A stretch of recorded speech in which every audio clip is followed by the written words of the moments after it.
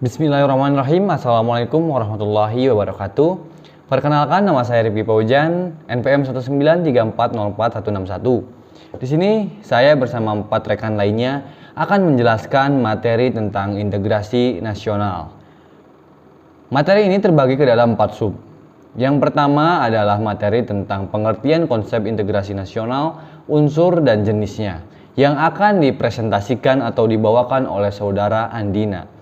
Yang kedua adalah materi tentang sifat integrasi nasional dan sejarah Indonesia sebagai identitas nasional, yang akan dipaparkan atau dipresentasikan oleh saudara Dede Mukhlas.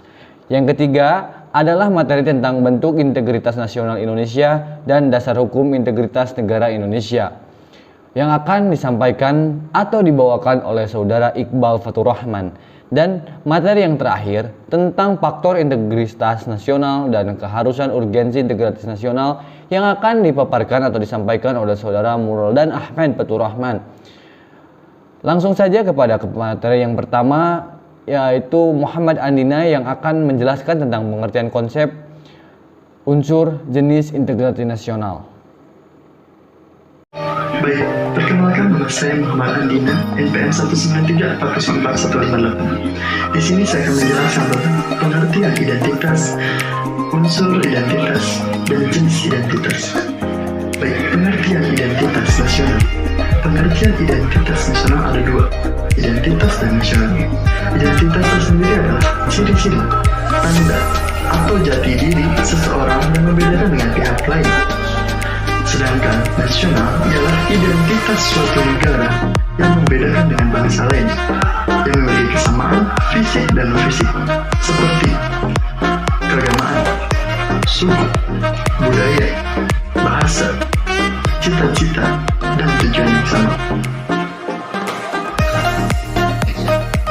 Maka, identitas nasional dapat disimpulkan sebagai jati diri, ciri-ciri suatu negara atau suatu bangsa yang dapat dikenali oleh bangsa lain yang memiliki kesamaan antara budaya, bahasa, suku, dan kesamaan tujuan lainnya. Adapun 2 jenis identitas nasional, yaitu ada primer, ada sekunder. Primer di sini yaitu sebelum sekunder terjadi, seperti etnis atau kita sebut dengan suku, budaya, dan bahasa daerah. Setelah ada suku, budaya, dan bahasa daerah, maka terjadi kesepakatan bersama yang disebut dengan sekunder. Sekunder di sini adalah kesamaan antara tujuan, cita-cita, dan keinginan semuanya di tersier itu menjadi satu yang dinamakan dengan identitas nasional. Adapun urgensi identitas nasional itu ada 3. 1. Untuk kelangsungan hidup. Kedua, untuk lebih dikenal oleh bangsa lain. Dan yang ketiga, untuk kewibawaan suatu negara. Demikian yang saya sampaikan. Terima kasih. Assalamualaikum warahmatullahi wabarakatuh.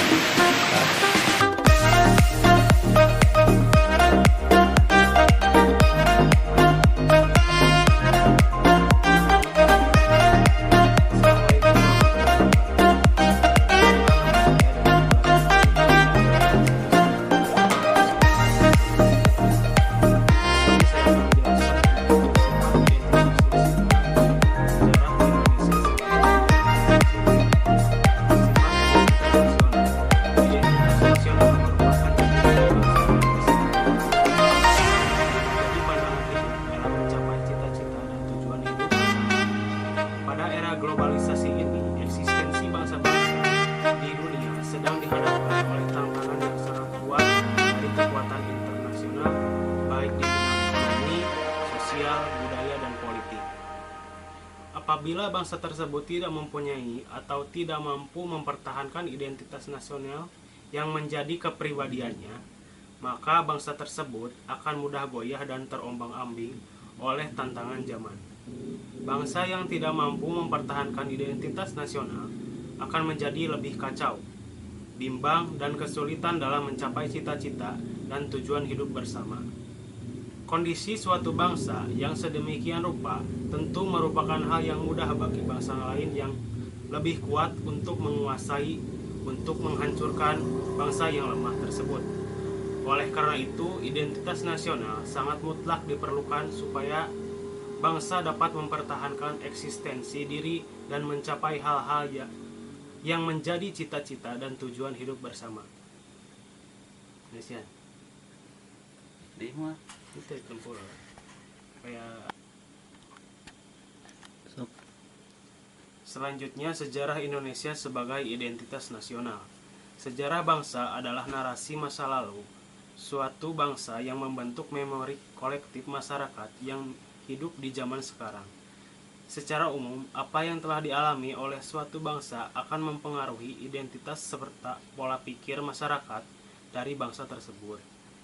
Sebuah bangsa yang sering dijajah akan cenderung memiliki sifat menolak intervensi asing, protektif, dan isolasionis.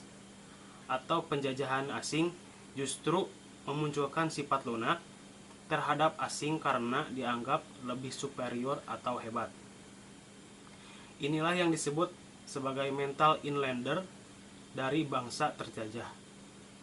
Bangsa yang pernah menjadi superpower dunia seperti Inggris atau Amerika tentu saja akan memiliki pride nasionalisme yang sangat tinggi. Terkadang mereka merasa sebagai polisi dunia atau lebih superior dibandingkan dengan negara lain.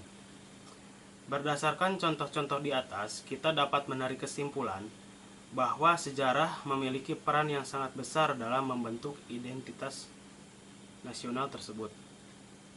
Terima kasih. sama-sama.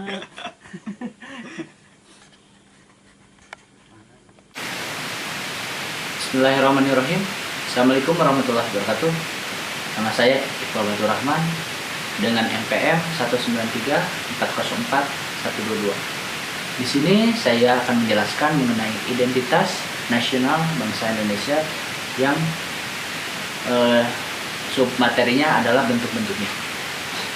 Bentuk-bentuk dari identitas nasional bangsa Indonesia itu terbagi atas 3. Ada identitas fundamental, ada identitas instrumental, dan juga ada identitas alamiah. Yang pertama, identitas fundamental terbagi atas 2. Pancasila dasar dari bangsa Indonesia mempunyai 5 dasar. Pancasila itu sendiri digagas oleh 3 serangkai, yaitu Muhammad Yamin, Soekarno, lalu Supomo. Pancasila ini diresmikan pada lahir pada tanggal 1 Juni 1945.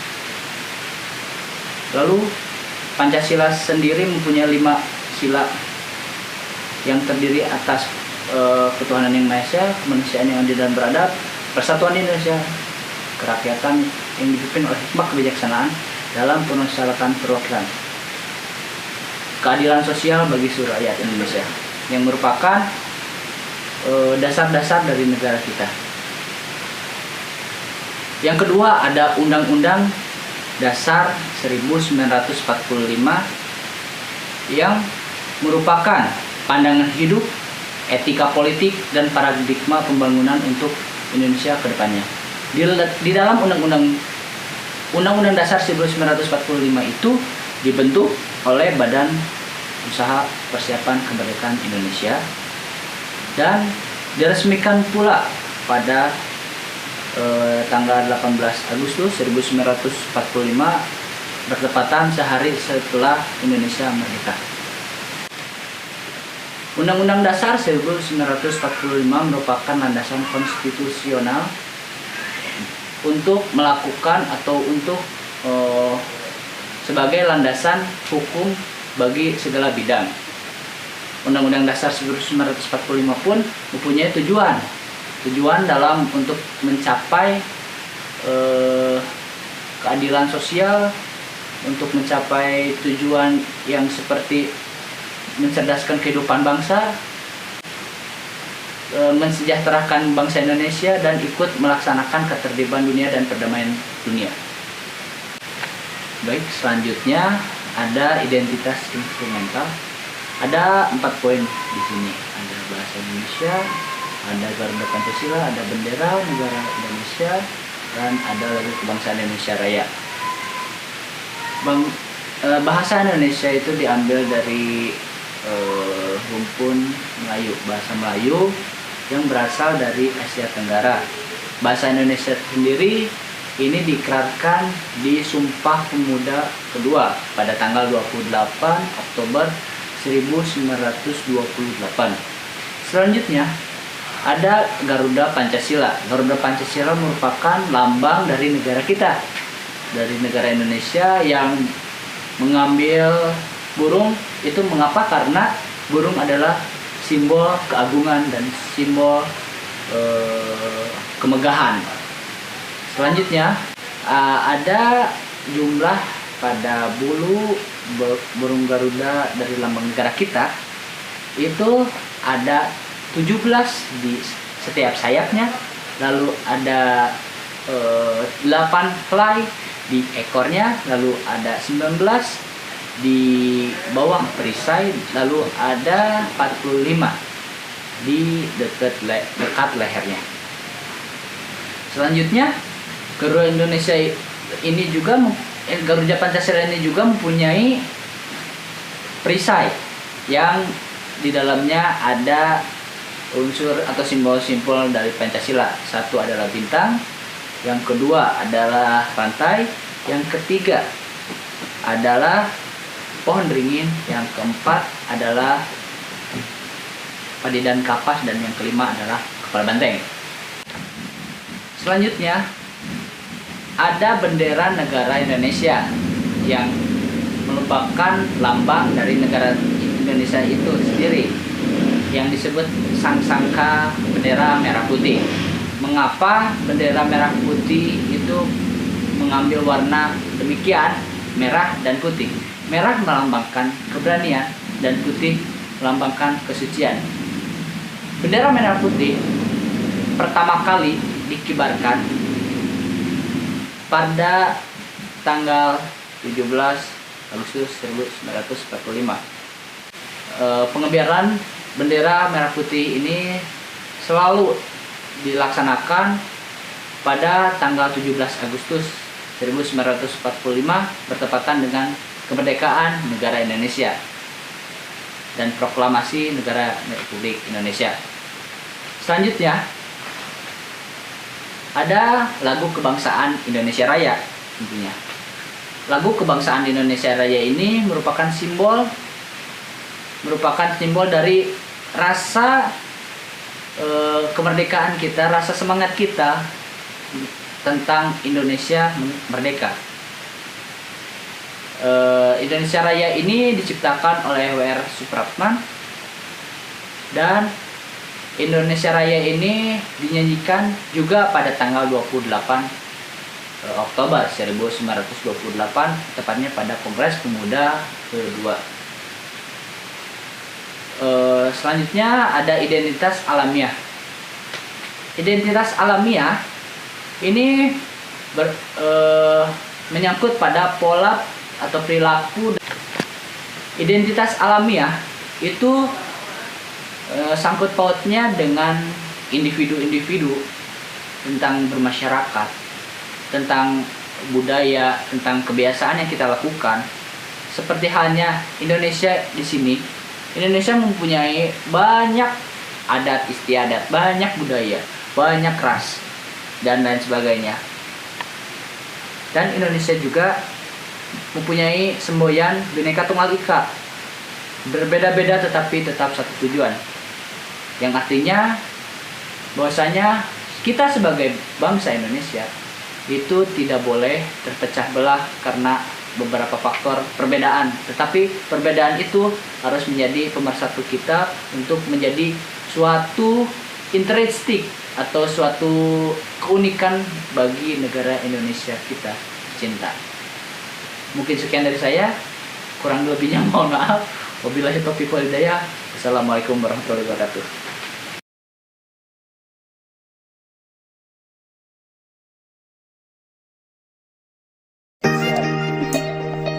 Kenalkan, nama saya Muldan Ahmad Fatur Rahman, 25 Mei 2001, 193404156. Di sini saya akan menyampaikan mengenai faktor dari identitas Identitas nasional ini, kalau misalkan dilihat dari historis, membutuhkan waktu ataupun proses yang cukup panjang dalam pencetusan ataupun pencarian dari identitas nasional ataupun identitas dari bangsa Indonesia.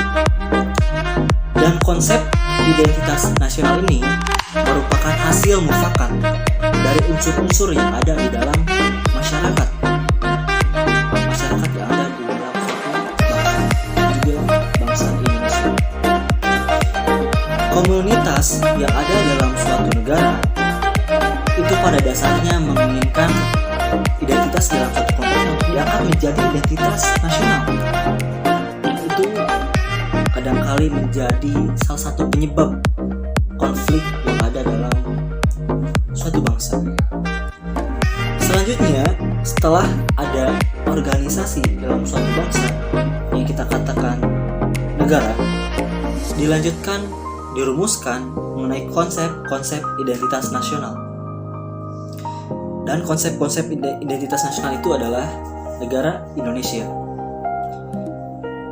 Negara Indonesia ini ataupun suatu bangsa mempunyai sifat, ciri, karakter, dan juga keunikannya masing-masing melalui sumber daya alam, sumber daya manusia, dan juga ada faktor pendukung dari lahirnya identitas nasional. Yang pertama itu ada faktor objektif. Faktor objektif ini meliputi dari geografis, ekologis, dan juga demografis. Selanjutnya ada faktor subjektif. Faktor subjektif ini dimulai dari faktor historis, dan selanjutnya ada faktor politik, faktor sosial, dan juga faktor budaya dari suatu bangsa itu tersendiri. Selanjutnya ada unsur dari faktor identitas nasional. Menurut Pentos yang dikutip oleh Suryo pada tahun 2002, beliau mengungkapkan mengenai konsepsi dari identitas nasional. Konsepsi dari identitas nasional ini merupakan hasil dari 4 interaksi faktor-faktor penting. Yang pertama itu ada faktor primer. Faktor primer ini meliputi dari editorial, terus ada bahasa, agama, budaya. Selanjutnya ada faktor pendorong. Faktor pendorong dari terwujudnya identitas nasional. Faktor pendorong di sini adalah faktor yang mendukung dari adanya identitas nasional, seperti perkembangan teknologi, perkembangan komunikasi, pembangunan ekonomi, sosial, dan juga alur birokrasi. Selanjutnya, setelah itu ada faktor penarik. Faktor penarik ini merupakan suatu instrumen pemersatu bangsa, yakni bahasa formal, bahasa Indonesia. Setelah itu, yang terakhir adalah faktor reaktif. Faktor reaktif ini merupakan faktor pembentuk dari identitas nasional, di mana tadi udah ada beberapa variabel yang disebutkan dan dibentuk dari faktor reaktif ini, di mana setelah didominasi dari faktor-faktor pendukung tadi, di mana di sini langsung dijadikan suatu pembentuk dari identitas nasional. Dan terakhir yang akan saya sampaikan itu mengenai fungsi dari identitas nasional bagi suatu negara. Fungsi dari identitas nasional menurut Sudarsono di dalam bukunya halaman 42 pada tahun 2013 itu menyampaikan ada 3 variabel fungsi dari identitas nasional. Yang pertama itu sebagai eksistensi suatu bangsa terhadap bangsa yang lainnya. Yang kedua itu sebagai cerminan dari kondisi suatu bangsa itu tersendiri. Dan yang terakhir adalah sebagai pembeda antara bangsa kita dan juga bangsa yang lainnya. Terima kasih, semoga bermanfaat. Wabillahi taufiq wal hidayah. Wassalamualaikum warahmatullahi wabarakatuh. Dapat kita simpulkan bahwa identitas nasional adalah kepribadian nasional atau jati diri nasional yang dimiliki suatu bangsa, yang membedakan bangsa yang satu dengan bangsa yang lainnya. Identitas nasional dalam konteks negara tercermin dalam simbol-simbol kebangsaan seperti Pancasila.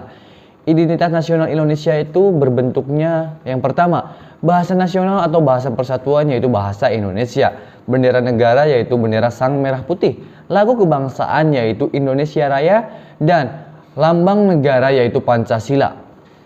Penerapan tentang identitas nasional harus tercermin pada pola pikir, pola sikap, dan pola tindak yang senantiasa mendahulukan kepentingan bangsa dan negara dari kepentingan pribadi atau kelompok. Dengan kata lain, identitas nasional menjadi pola yang mendasari cara berpikir, bersikap, dan bertindak dalam rangka menghadapi berbagai masalah menyangkut kehidupan masyarakat, berbangsa, dan bernegara.